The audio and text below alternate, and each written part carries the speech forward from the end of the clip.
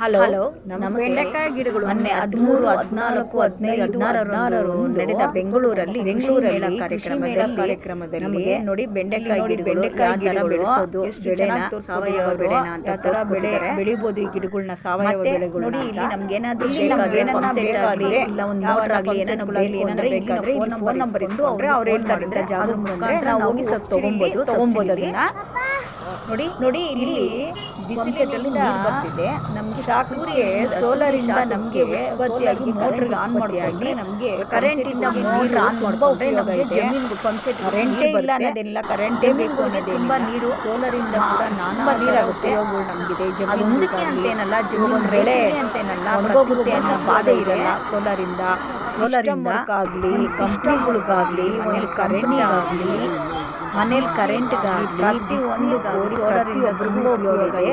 ರೈತರಿಗೆ ಬೇಕು ಅಂದವರು ರೈತರು ಸಬ್ಸಿಡಿ ಇಸ್ಕೊಂಡ್ರೆ ಸಬ್ಸಿಡಿ ಮುಖಾಂತರ ಈ ಮೇಳ ಇದರಲ್ಲಿ ತಗೊಂಡ್ರೆ ನಮ್ಗೆ ತುಂಬಾ ಉಪಯೋಗ ಇರುತ್ತೆ. ಸೋಲಾರ್ನ ನಾವು ತಗೊಬೋದು. ಶೇರ್